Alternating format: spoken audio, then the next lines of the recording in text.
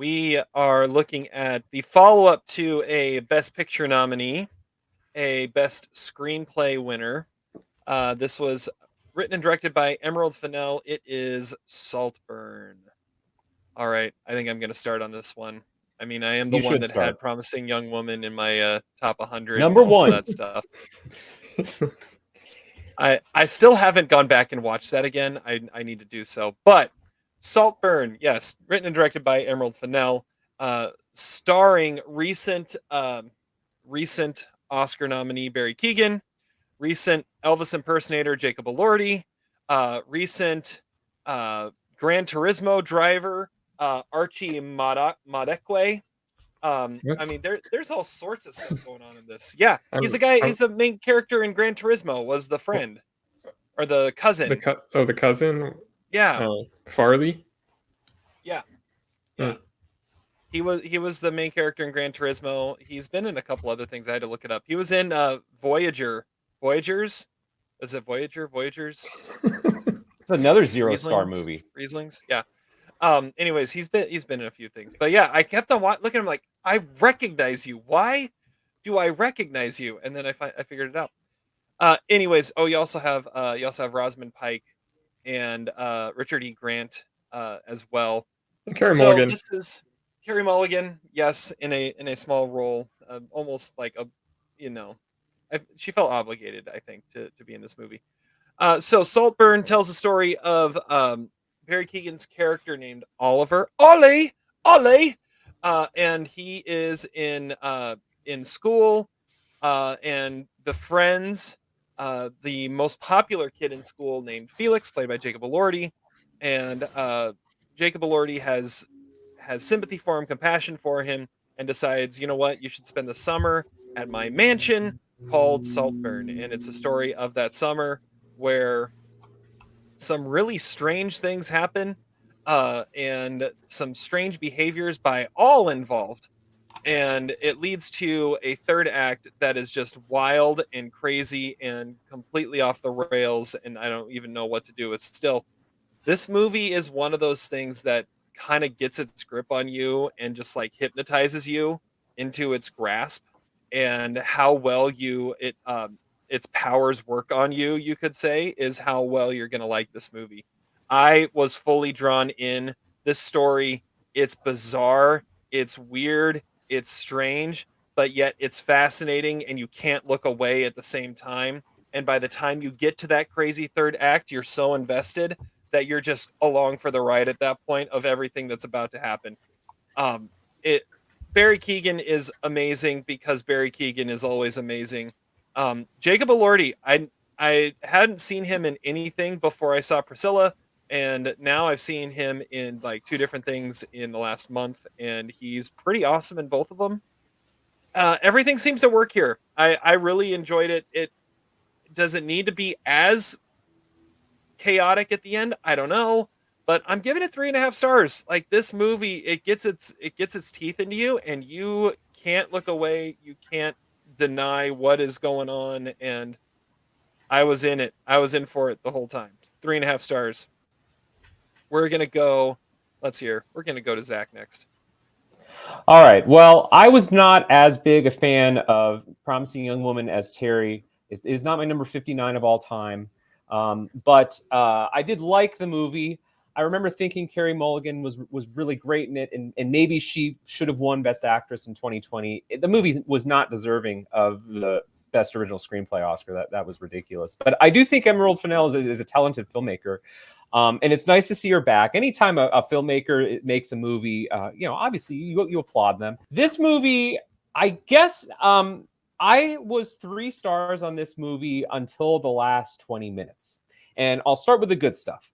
I do think the movie's interesting. It's pretty captivating. It has some really great performances in it. And it is just awesome seeing Barry Keoghan in a lead role. I think this is the first time I've ever seen him in a lead role. And he's in a lot of this movie. He's in virtually every scene. And I think what's cool about his performance is that it's a layered performance. It's maybe a little bit not too unlike Edward Norton in Primal Fear. You don't really know who this guy is. There's some hints that maybe beneath the surface, there's something kind of sinister about him. And there might be ulterior motives for what he's trying to do. I think his relationship with Elordi is interesting. Elordi takes pity on him, but then it seems to develop into something kind of genuine. I can't say I always knew exactly where this movie was going, which I thought made it interesting. I liked the Rosamund Pike character. I liked how all these people were kind of just living at Saltburn. I guess they're freeloaders to a certain extent, but I think the family is kind of okay with that. And I also want to give a shout out to the performance by, I got to look up this actor's name. Whoever played the butler in the movie was kind of awesome. I mean, I don't think it's like a best supporting actor worthy nomination, but I love performances, kind of side performances that are based on like facial expressions, even though he doesn't really give any facial expressions. You just kind of look at him and you know exactly what he's thinking. The movie loses it, though, in the last 15, 20 minutes. And again, I don't know how much we want to go into it, but I'll say spoiler-free to start. Basically, the movie has a revelation, and it does it in a very kind of like Knives Out-esque way of flashbacks where you see every scene, but from a slightly different perspective. And, oh, actually, you thought you were watching this, but this is what was really happening. And I just didn't buy it at all. Now, I know that there are possible inferences that you can make about who or why Barry Keoghan is doing what he's doing. But I thought that ending just sort of ruined it. There is a really great last shot that this movie should have had, and it's with Barry Keoghan on the grave. And again, that's all you need to say. That was an amazing, like, 2-minute shot that should have ended the movie. I thought she was going to go to roll of credits there. But no, we get this kind of very labored, oh, it was this all along. Basically, this movie is Now You See Me 3. And I really didn't like that. I felt offended as a viewer. I felt like it really undermined the character development. And if you're telling me this is a long con, like, come on. And again, I'll try to stay spoiler free, but like, that's not who Barry Keoghan was in the movie. I mean, that or if it was, that wasn't the part of him that was most interesting as a character. So I thought the ending was almost disrespectful to the characters and the audience. And I thought the movie overall was pretty derivative of The Talented Mr. Ripley. I also thought it was really derivative of a much better movie that came out earlier this year called The Lesson, with Richard E. Grant also playing this patriarchal figure in a stuffy aristocratic English house. It was actually an oddly similar movie. I don't know if you guys have seen The Lesson, but it's a good movie, and it's a better movie than this one. This movie was also just, some of the scenes were really protracted. I don't know what Carey Mulligan was doing in the movie. She was doing something, but I thought the movie was going to have some sort of resolution about her. It does, but it's very passing. I got to give it 2.5 stars, but I got to say it's an interesting movie, and I think Fennell is obviously a talented filmmaker. I just wish she would do something that was maybe less derivative and a little bit less self-indulgent.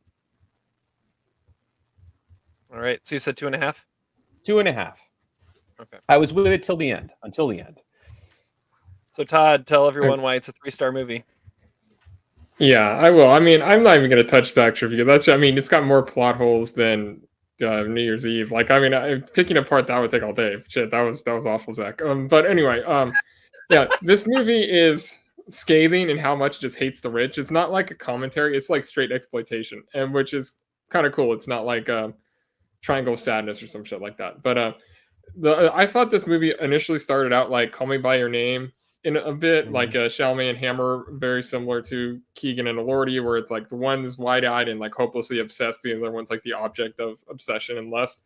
And it also kind of felt a little bit like that Project Greenlight film, The Leisure Class, but like also with some Almost Famous in there, but also Jennifer's Body, all in the package of like a Patricia Highsmith novel. Emerald Fennell knows how to do these movies that are like subversively pushing buttons, and she's got such a strange taste in movies and in sense of humor, but I kind of dig it. I mean, it really is similar to her last film in that way. I also was as big a fan of Terry as Promising Young Woman, but I mean, I did like it. This movie, I feel like could have been also like a miniseries. Like it sets it up that way. There's so many characters, and I could have seen an entire season of watching them at this mansion, and the places it goes I didn't really expect. It's wild, it's never boring, but that only can take it so far. There's also a scene where they're just sitting around watching Superbad, which is pretty great. Yeah. The only thing is that was like, it came out in like August 2007, so it wouldn't have been out yet when they were like first getting to Saltburn at the beginning of the summer of that year, so I'm not really sure how that's possible, but I did really enjoy watching them arguing about their ID. The cast is amazing. Jacob Elordi reminds me of like Chris Klein if he like got legit roles post 2000, And Barry Keoghan is unlike anything I've ever seen from him. He's like charming, but also terrifying in the way he kind of was in like Killing of a Sacred Deer. But I mean, he should be in the run for a nomination. Like his behavior gets more and more sinister, and which can only really end one way. It's just super scandalous. Like there's tons of like nudity and partying and forbidden sex acts, and like it's a crazy movie. I'm giving it 3 stars. I can't quite get as high as Terry is on it, but I mean, I was just sort of like shocked, appalled, and entertained by the entire thing. So, yeah, 3 stars. Those are a great 3 adjectives for it: shocked, appalled, and entertained. Yeah, Proud, happy, and thrilled. Proud, happy, and thrilled. Well, there we go. Exactly how it always works. I mean, I don't disagree with a lot of but weren't you bothered by the ending? Don't you think the ending fundamentally was fairly stupid? Well, no, because I mean, like you said, it was like Knives Out or something, and no, it didn't, because it didn't show any of these scenes. You saw them for the first time when it's not fair. It's cheating. It's not doing something where it was like all sleight of hand or some shit like the That's exactly said, what it was. or something. Oh, it's totally Now You See Me shit. You're telling me, and again, I'll try to. I'm not gonna argue with you, because this is gonna go around in circles all day. But I mean, your review was completely disingenuous. I know you're giving this 3 stars on your actual list, so just forget about it. Absolutely not. It was too long. It's 2 hours and 7 minutes. That's too long for me, first of all, and second of all, like, come on, where is there poison in the house? And he finds it. Give me a break. Like, the movie has to go through the whole length of its 2 hour excessive 2 hour and 7 minute running length, and you can't just forget about the ending, right? It should have ended with the scene I mentioned earlier. It's also just, I don't know, like, I've seen Richard Grant in too many of these roles before. I think Rosamund Pike is good, but I've kind of seen that character before. The movie didn't break any new ground. I think it's interesting because we like the actors in it, and I think it's well shot and like well produced in terms of like the look of the house. But I think the story is pretty bland. I mean, it doesn't really. There's nothing radical about it. Knives Out, to mention it, and Parasite were way more insightful about rich people. I mean, this movie just kind of shows them as aloof and disengaged from the rest of the world, but it doesn't say anything about class warfare. And there's no, I don't know. It's fine, but it doesn't, like, we've had a lot of much better stuff like The White Lotus too. And this movie is, to me, kind of par for the course in terms of its critique of rich people. But even then, you said it was a 3-star movie till the last 20 minutes. I was reluctantly, but I felt insulted by the last 15 minutes. Yes. You also said it's derivative of a different movie that no one's ever heard of that probably was shot after this movie. So I mean, like, you can't, like, your review is totally unfair. Oh, of course it's unfair, but that's what we do. I mean, it's subjective. You guys haven't seen The Lesson. If you saw The Lesson, which is a better movie that has almost the exact same premise, because you saw that first. Agree with me. Well, yeah, I mean, that, of course. Hey, what margin call? You know what? Cheat, be smarter, or be first. And The Lesson was first. But it wasn't listen, I will say, I'm guaranteed this was shot before it.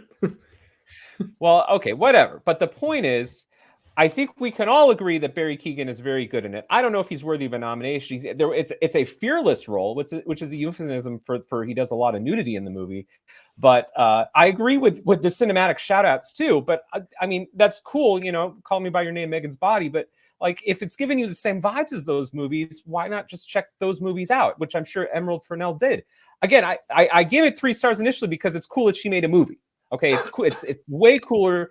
It wouldn't be as cool as if she went to HBO Max and did some limited series, or like Nia DaCosta made a freaking Marvel movie. So I got to give her credit for that. That's really the fundamental reason I would give it 3 stars up until the last 15 minutes, though. I don't know if that's a good enough reason. They kept showing Superbad on the TV. That is true. That was an entertaining scene. That was an entertaining scene. Richard E. Grant was digging that shit. Yeah, he was. He was loving that. Yeah. All right. Well, 3.5 stars for me. 3 stars. I think 2.5. Promising Young Woman also had an outrageous last 15-20 minutes I also didn't like either. So I think maybe Emerald Fennell just needs to learn how to make better endings, at least for me. But Terry likes her movies, and that's cool. Yes, do it for Zach. Thank you. Rewrite your endings for Zach. Hashtag do it for Zach.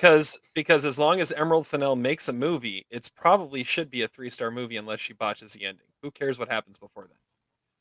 That's what Zach That just is true. Mhm. That is And true. which is the I movie think he gave 3 stars to. is Barry Keoghan winning an Oscar in the next 10 years? Like, what are the odds on it? Minus 140. Like, he's got to win. If this is because he's great in the movie. I mean, he is really Yeah. good, and I'm excited that now we've opened the door to him being a leading actor in a movie because he's awesome. We love him on the podcast, and I'm excited. When you how see him that with moves forward. glasses and the comb over, I was like, he looks like normal for the first time I've ever seen him. I was like, he's got that in him too. Okay.